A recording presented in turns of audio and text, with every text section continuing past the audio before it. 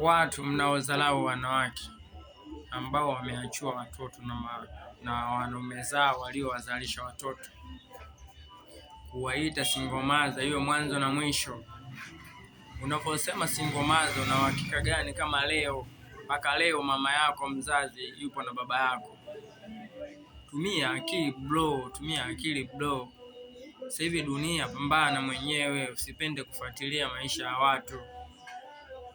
Na nyie wanaume mnaopenda kulelewa na wanawake, nishasema tunakoelekea mtakuja kufanywa vibaya.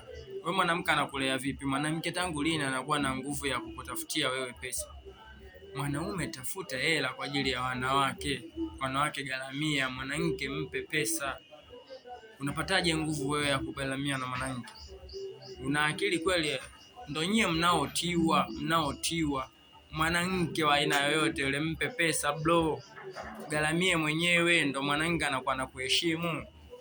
Unavyokuwa unagaramiwa na mwanamke unakosa uhuru wa kuheshimu mwanamke.